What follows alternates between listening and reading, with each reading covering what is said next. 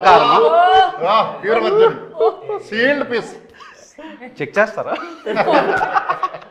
Machine ఒకటి తెప్పిస్తున్నాలే. నిజంగా చెక్ చేసేది పెట్టారు సార్ నాకు పిఆర్.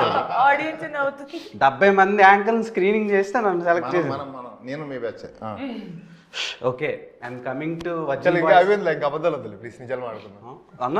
నిజాలు మాట్లాడుకుందాం. నిజమే చెప్తున్నాను కదా. Okay. నేను నా జీవితంలో అబద్ధాలు ఆడలేదు. కరెక్ట్. సో వర్జిన్ బాయ్స్ మూవీలో నేను ఫస్ట్ ట్రిగ్గర్ అయింది మిత్రా శర్మ గారిని. తర్వాత ట్రిగ్గర్ అయింది కమ్మింగ్ అని ఒకటి రాశారు. అందులో ఒక స్పెర్మ్ జూయి అని ఒకటి పెట్టారు. ఆ స్పెర్మ్కి కమ్మింగ్ అని 11th అని పెట్టారు. ఏంటన్నది స్పెర్మ్కి మీరు ఇచ్చిన ప్రిఫరెన్స్ సినిమాకి ఏమైనా ఇంటర్లింక్ అయ్యే ఇది ఉందా? అంటే వర్జిన్ బాయ్స్ ఫ్రస్ట్రేషన్ ఉంటుంది కదా, మరి అదంతా థియేటర్లో కమింగ్ అవ్వాలి కదా, మరి డేట్ వచ్చింది కదా 11th. కొత్త జన్మ బయటకు వస్తున్నట్టు తెలుగు ఇండస్ట్రీలో ఒక కొత్త సినిమా జన్మ వర్జిన్ బాయ్స్ రిలీఫ్ అవుతున్నట్టు. ఓకే అంటే థియేటర్లో బయటకు వస్తుందంటే నాకు వేరేలా ఏంట్లో బయట దాచుకోండి, ఇంటికి సేఫ్గా వెళ్ళండి, ఎక్కడ ఆగొద్దు, ఏ షాపుల దగ్గర మెడికల్ షాపుల దగ్గర గట్రా. ఓకే ఇదా ఇంటికి వెళ్ళండి, తొక్కిసలాట్ చేసుకోవద్దు. అండ్ మిత్రా శర్మ మీకు ఫేవరెట్ ఆల్ఫాబెట్ ఏంటి? ఫేవరెట్ ఆల్ఫాబెట్ వి. నాకు ఎం. బికాస్ ఆఫ్ అది మిత్రా శర్మ పేరు ఎంతో స్టార్ట్ అవుద్ది కదా. క్రింజ్ రాజాని పెట్టాలి. కాదు కాదు సినిమాలో స్కేల్తో కొలుస్తారు కదా, ఇట్ సైజ్ మ్యాటర్సా లేదంటే దాని అర్థం? అదే సినిమాలో ఏదో మెజర్ చేస్తున్నారు ఎలా ఎలా గ్రోత్ ఏమనుకున్నారు? మీరేమనుకున్నారు? అదే అనుకుంటున్నారు. చెప్పండి దానికి. చేసినాడు ఈయన అడగండి. అదే సార్ ఏంటి మెజర్ సైజ్ మ్యాటర్సా మీ దృష్టిలో? Yeah of course. మీరు గీతానంద్ గారు మ్యాటర్స్ కాదని చెప్పే వాళ్ళందరూ అబద్ధాలు చెప్తున్నారు. అవునా? సో సినిమాలో ఏమైనా వాటి మీద ఏమైనా సీన్లు ఉంటాయా? ఎందుకు నీకు బాగా ఇంట్రెస్ట్ దాని మీద? అయ్యో లేదండి, చదివితే ఇట్లాంటివన్నీ ఇంట్రెస్ట్ మనకి. జనాలకి సినిమా అనేది ఒక ఎడ్యుకేషన్. పబ్లిక్ డొమైన్లో ఒక సినిమా వస్తుందంటే హీరో సెట్ వేసాడు నేను వేయాలి అలా అనుకుంటారు కదా, ఆ హెయిర్ స్టైల్ నేను మెయింటైన్ చేయాలి అని. So what made you choose virgin boys అంటే గీతానంద్ ఏం చెప్తాడు? అంటే చాలా వర్సటైలిటీ ఉన్న క్యారెక్టర్. సో ఒక వర్జిన్ బాయ్గా స్టార్ట్ అయ్యి ఒక జెంటిల్మెన్ ఎలా అవుతాడు అనే దాంట్లో మధ్యలో ఏం పంచాయతీలు ఉంటే నీకు తెలియదులే. నువ్వు వర్జిన్ నువ్వు సాయి కదా, నువ్వు సాయి అనేది ఒక ట్రెండ్ అవుతూ ఉంటుంది కదా, ఈయన ట్రెండ్ స్టార్ట్ చేసింది ఇన్స్టాగ్రామ్లో. సో మిత్రా శర్మ గారితో మాట్లాడాలంటేనే మాకు వణుకు, అలాంటిది రొమాన్స్ చేయాలని రొమాంటిక్ సీన్స్ వచ్చినప్పుడు మీరు ఎలా వర్క్షాప్స్ ఏమైనా చేశారా లేదంటే డైరెక్ట్? వర్క్షాప్స్ ఏం చేయలేదు. మిగతా సీన్లన్నీ వర్క్షాప్స్ చేశాం, కానీ ఇక్కడ వర్క్షాప్ చేస్తే బాగుండదు, డైరెక్ట్గా సింగిల్ టేక్లే. ఓకే అండ్ శ్రీహాన్ గారు, బిగ్ బాస్ తర్వాతలా అప్పటి వరకు ఒక ఇది ఉండేది ఆడియన్స్కి మీ మీద. బిగ్ బాస్ అయినాక ఇంకా మంచి పేరు వచ్చింది పబ్లిక్ డొమైన్లో మన తెలుగు ఆడియన్స్కి. సో వర్జిన్ బాయ్స్లో డిండు క్యారెక్టర్ డుండి క్యారెక్టర్ ఎంత చాలా బోల్డ్గా ఉంది, బట్టలన్నీ లేకుండా షేవింగ్ తీసేసి అదొక డిఫరెంట్ కైండ్ ఆఫ్ రోల్లా అనిపించింది ఇప్పటి వరకు చూసిన తెలుగు ఫిలిమ్స్ నుంచి వచ్చిన రోల్స్లో కంపేర్ చేస్తే. సో ఆ రోల్ చూసి సిరి ఏమన్నారు? సిరి అయితే గడ్డంతో గడ్డం లేకుండా చూడడానికి ఇష్టపడలేదు ఫస్ట్ అయితే. ఓకే తర్వాత అలవాటు అయిపోయింది తనకు కూడా చూసి. బట్ చేసిన క్యారెక్టర్ పర్ఫార్మెన్స్ ఇవన్నీ చూసిన తర్వాత షీ వాజ్ లైక్ ఇంకా దానికి అలవాటు పడిపోయింది. ఇంక పెద్దగా ఏం అనలేదు, పట్టించుకోలేదు కూడా. ఆబ్వియస్గా గడ్డం లేకుండా అయితే ఎవరికి నచ్చదు, చూసి అలవాటు అయిపోద్ది. కాబట్టి ముందు నుంచి నేను గడ్డం లేకుండానే ఉండుంటే చూడడానికి ఇబ్బందిగా ఉండేది కాదేమో. గడ్డంతో చూసి తర్వాత అలా చూసరికి ఇబ్బంది పడింది. బట్ ఆ క్యారెక్టర్కి అలా ఉండడమే కరెక్ట్. నార్మల్గా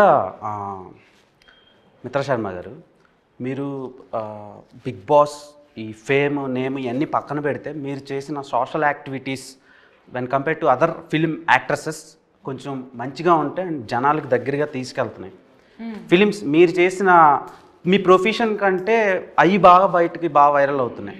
అండ్ ఈ ఫిలిం దాంట్లో కూడా మీరు చాలా ఇవి చేశారు సర్వీస్ ఇది సంబంధించి. సో దానికి ఎవరు మీకు ఇన్స్పిరేషన్? అండ్ మీకు చాలా కుక్క పిల్లలు ఉన్నాయి. నేను ఒకసారి ఇంటికి వచ్చినప్పుడు కుక్క పిల్లలను చూసా, అంటే మోర్ దెన్ 10 అలా ఉన్నాయి. 12 నేను 10 చూసా, ఇంకా 2 మీరు పట్టుకెళ్ళారేమో. సో 10 కుక్క పిల్లలకి ఎస్తో పేరు పెట్టారు. అవును. ఏంటి రీజన్ ఏంటి? ఫస్ట్ ఆఫ్ ఆల్ నేను మా నాన్నగారికి పెద్ద అభిమాని. మా నాన్నగారు కుక్కల్ని నేను చిన్నప్పటి నుంచి చూస్తే ఆయన కుక్కలకి బిస్కెట్స్ పెట్టేవాళ్ళు, అది పెట్టేవాళ్ళు. ఒకరోజు ఆయన కోసం ఆయన వెళ్తూ ఉంటే నేను ఏరియా కుక్కలు అందరినీ చూసాను ఆయన వెంట. అప్పుడు నాకు భయం వేసేది, అయితే ఈ కుక్కలు ఏమిటో ఏంది ఇది. కానీ ఆయన నాకు చెప్పేవారు, ఒక కుక్క పక్కన ఉంటే నీకు లైఫ్లో చాలా అర్థమయ్యేది. సో ఐ థింక్ నేను ఫస్ట్ అడాప్ట్ చేసింది ఒక స్ట్రీట్ డాగ్. తన పేరు తీరా పెట్టాను. కానీ తర్వాత నేను అప్పుడు కొంచెం చిన్నగా ఉండడం వల్ల జస్ట్ ఫస్ట్ పేరు తీరా అని చెప్పి పెట్టేసి ముందుకెళ్తే స్లోగా నాకు అర్థమైంది, కుక్కలు అంటే కాలభైరవుడికి మీ పైన ఉండే ఒక తలపైన చెయ్యి ఉన్నట్టు. నేను శివుడిని బాగా నమ్ముతాను కాబట్టి.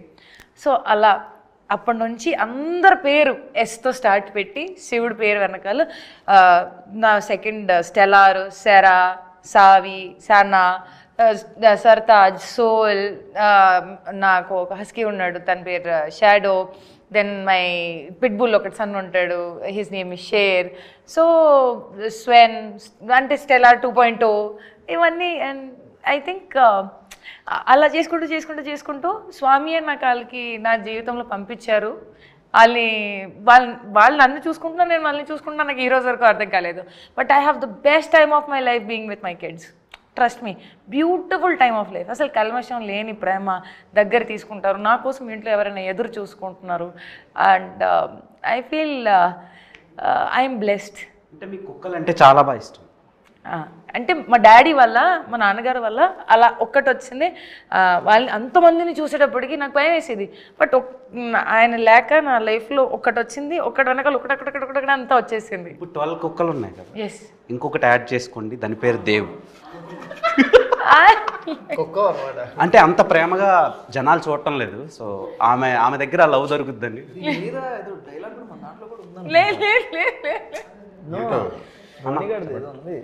బట్ అవన్నీ విశ్వాసంగా ఉంటాయి మరి. అవన్నీ విశ్వాసంగా ఉంటాయి మరి. నేను విశ్వాసంగా ఉంటాను. విశ్వాసంకి గూగుల్లో సినోనిమ్ అని కొడితే నా పేరు వస్తుంది.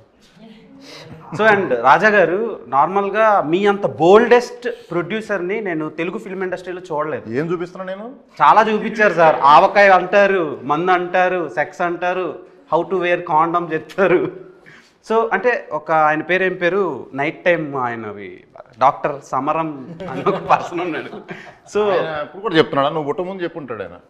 నాకు రీసెంట్గా తెలిసింది ఈ సినిమా గురించి అనలైజ్ చేస్తున్నప్పుడు. అంటే సెర్చ్ చేసావు.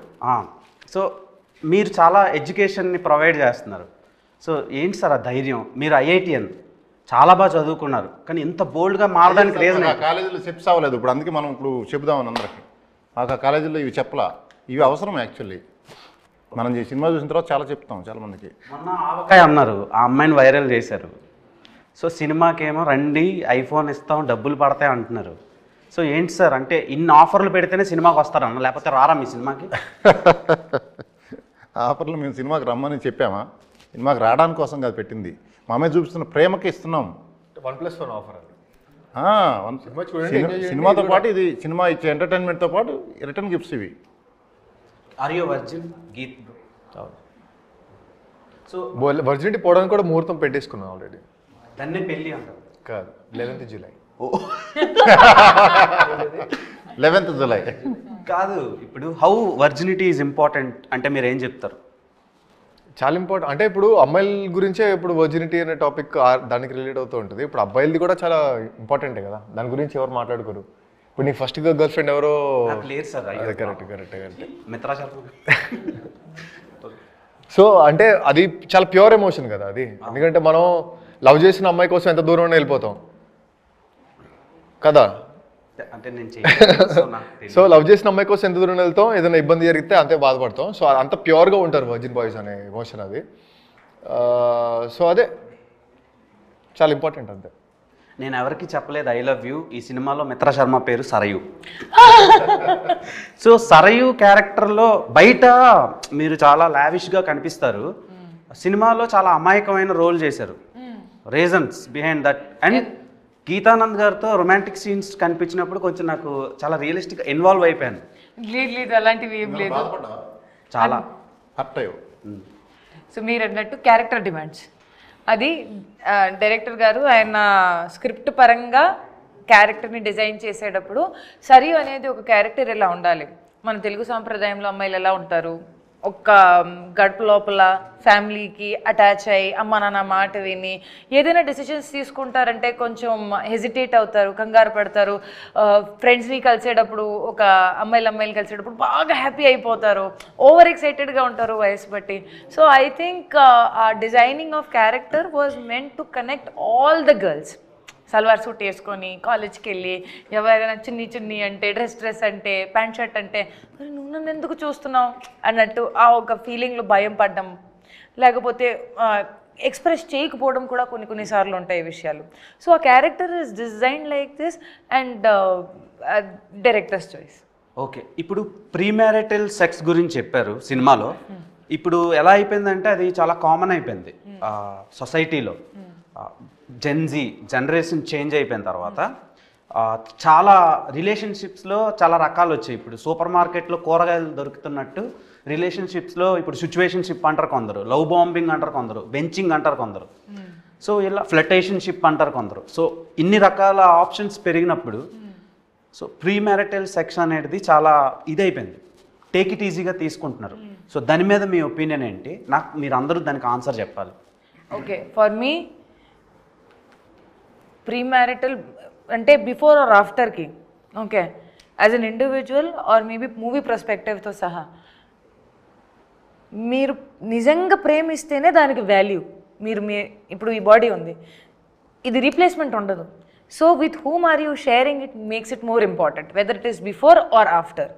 నా దృష్టిలో మీరు ప్రేమించేటప్పుడు మీకు మీరు అండ్ అవతల రోడ్ మనిషికి కూడా గౌరవం ఇస్తే అప్పుడు మీరు ప్రేమించిన అది ప్రీమ్యారిటల్ అయినా బిఫోర్ అండ్ ఆఫ్టర్ అయినా కూడా ఇట్ మేక్స్ సెన్స్.